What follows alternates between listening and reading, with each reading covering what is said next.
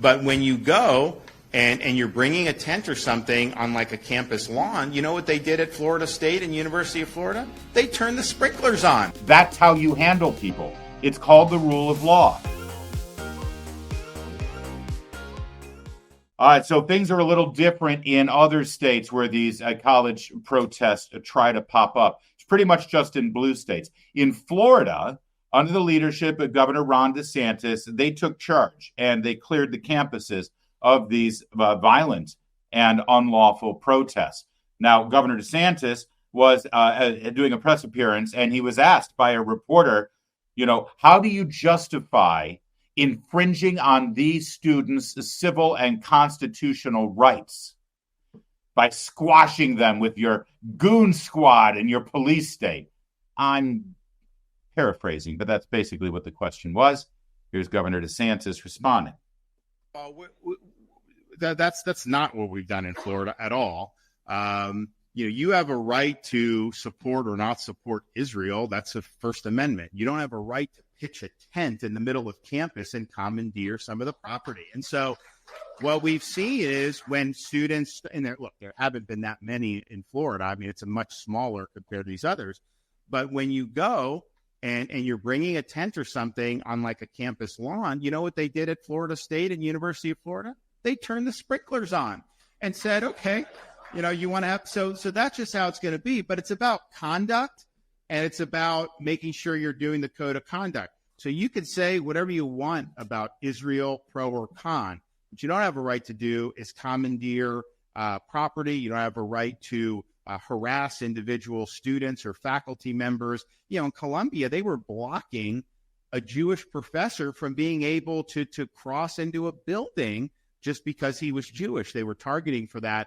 That's different than having an opinion on something. And so, no, what we're doing is absolutely right. I think the University of Florida put out a statement yesterday saying, people can have the views that they want, but the University of Florida is not a daycare center like you or we're not going to be sitting there and That's right. And that's exactly what we've seen in Florida. In fact, let me show you a scene from the University of Florida so you can see exactly what people on the left are complaining about. And again, this is the police reaction to the students who would not comply from the university rules, from the state law, and from direct orders and instructions from police officers. When you break the state law, when you break the rules and the guidelines from your university where you are there as a guest, and especially when you don't comply with a direct instruction from law enforcement, this is what happens.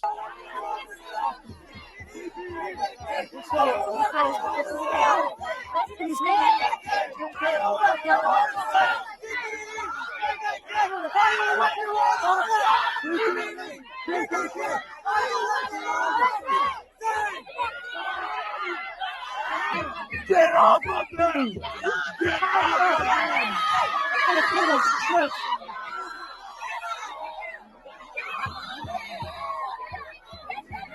Go ahead.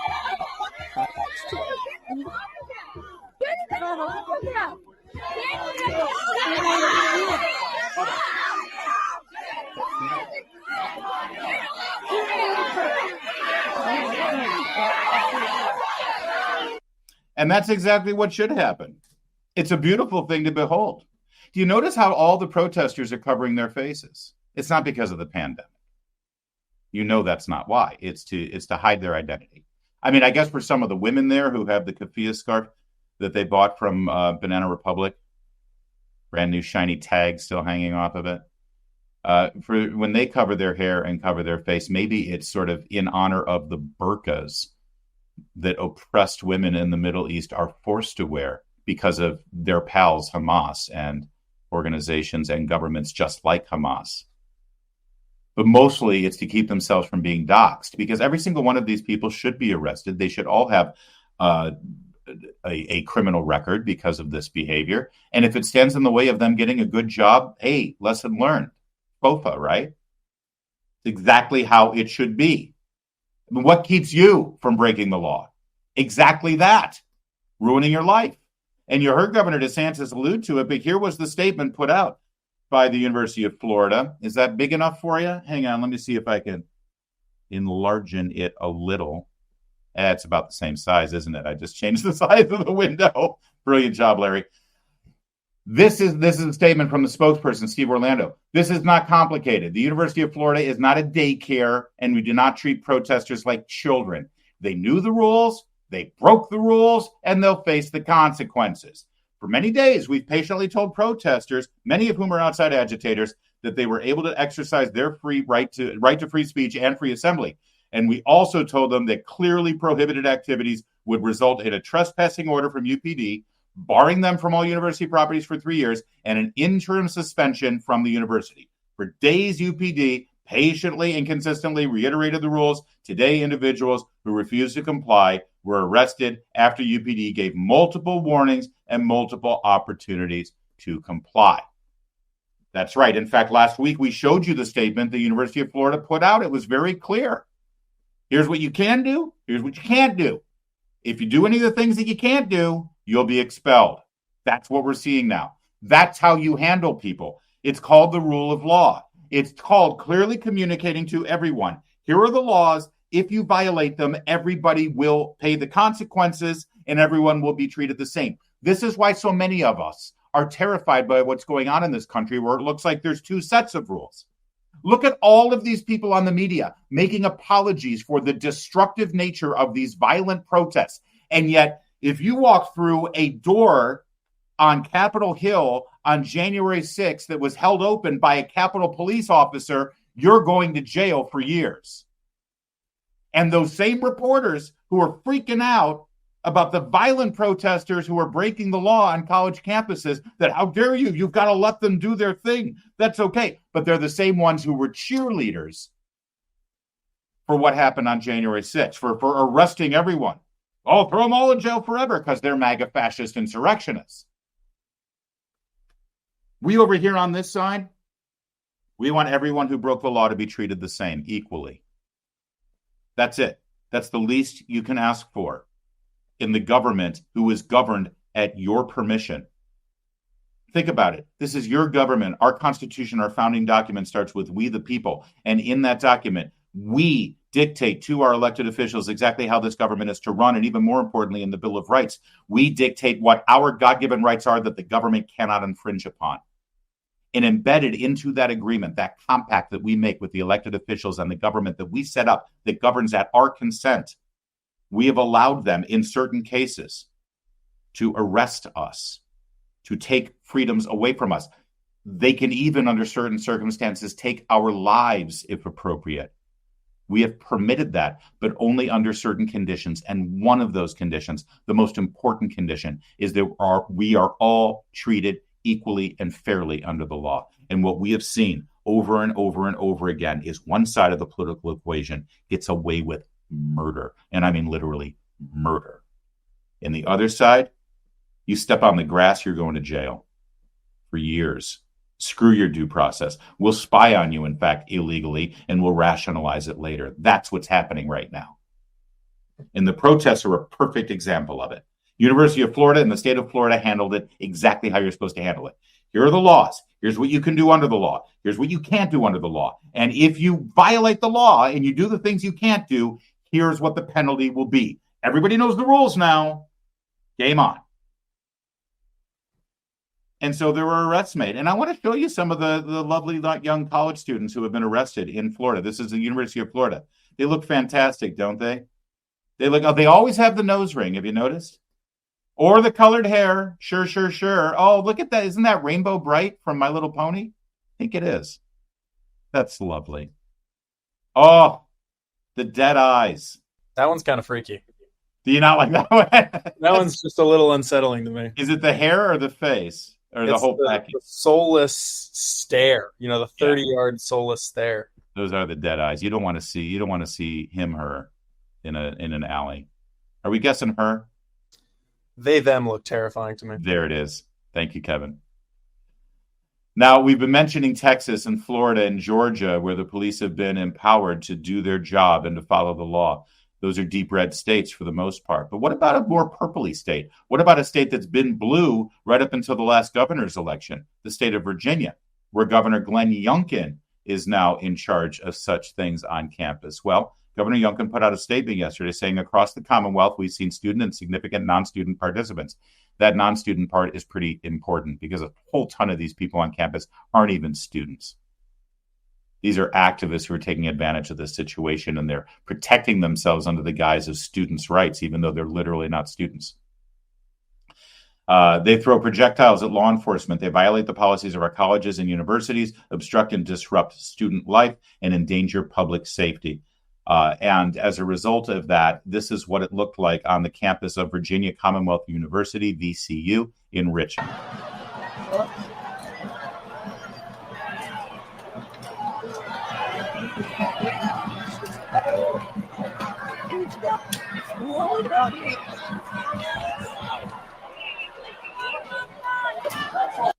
That's right. That's Virginia. That's Virginia, a purple state, if not blue state, that has voted for Democrat president since every year since 2008, where both state senators, I suppose U.S. senators are Democrat.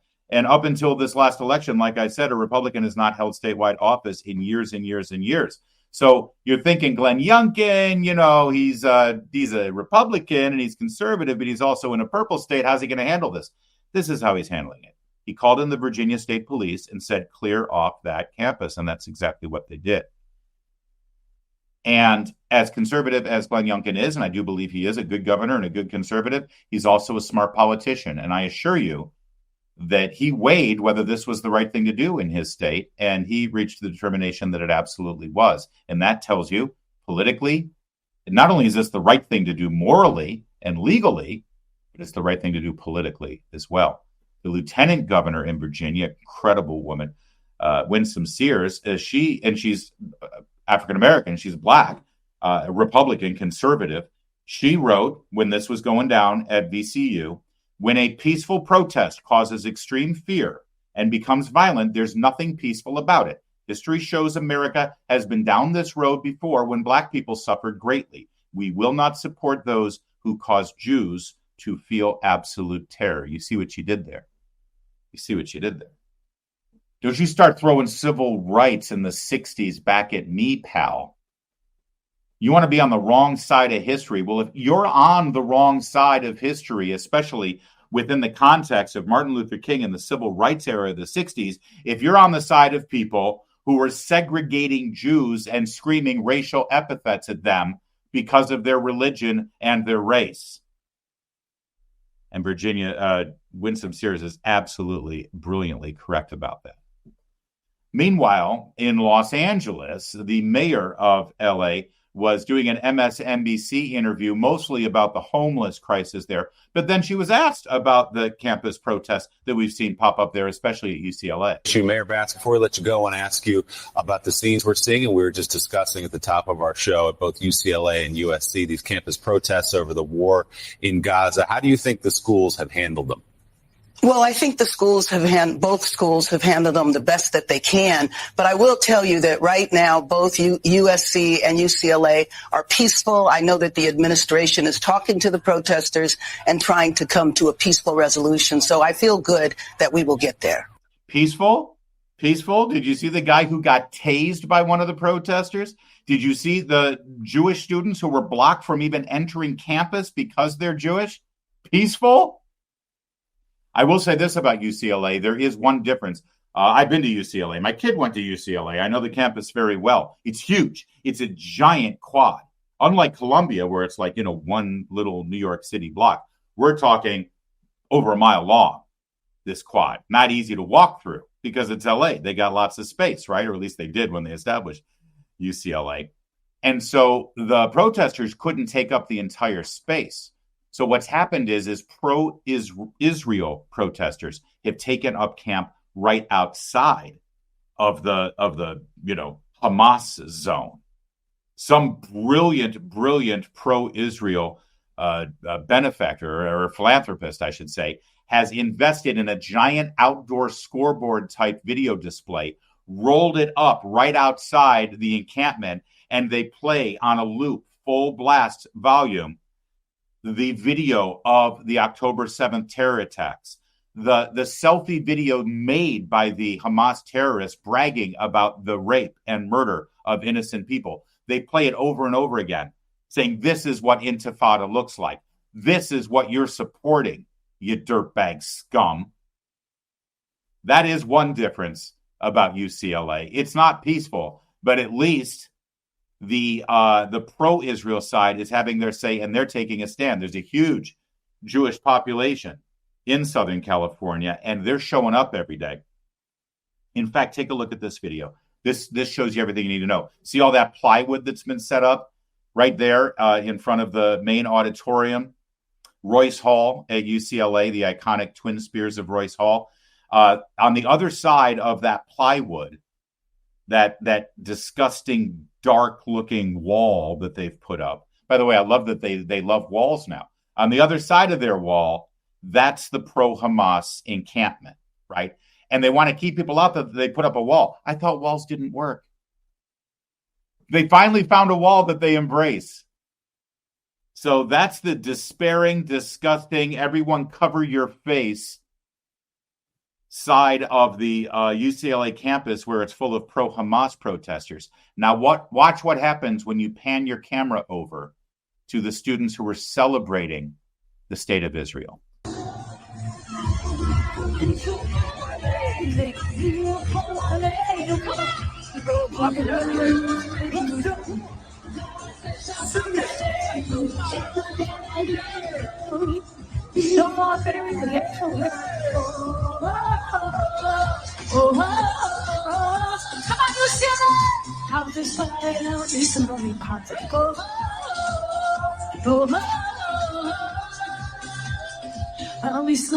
Yeah, what side do you want to be on?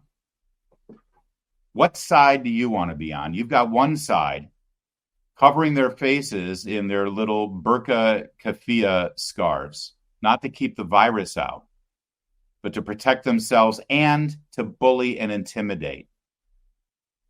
But they're also covering their faces because of the inherent shame that they know deep down in their soul they should feel, because they know they're on the wrong side of this. But they're participating because they think it's righteous. And they're on the side of the cool kids.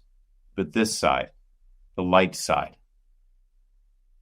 they're proud of their faces. They want the world to see who they are as they stand by the only real functioning democracy in the Middle East, as they stand by the people who were the victims of the murderous October 7th attacks. They show their faces because they're proud of the fact that their face is a true reflection that they were created in the image of God.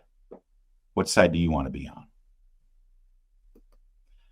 One more bit at UCLA, because I want to leave this segment on a positive note. Here's one of the students. This student has actually sort of gone viral several times because wearing the Israeli flag as a superhero cape, he has confronted these protesters face to face. In fact, he was so effective in doing so that the protesters, have physically kept him from entering the campus that he pays tuition to be on. Well, he took to the podium in front of that giant screen that was set up, and here's what he had to say. Over the last couple of weeks, we have witnessed pro-Hamas protesters setting up encampments all over the country. While they cower behind their masks and hide who they are, we stand tall and proudly and voice our message to the world. Israel is not going anywhere. The Jewish people are not going anywhere. And I ask you again, what side do you want to be on? You know what side I want to be on.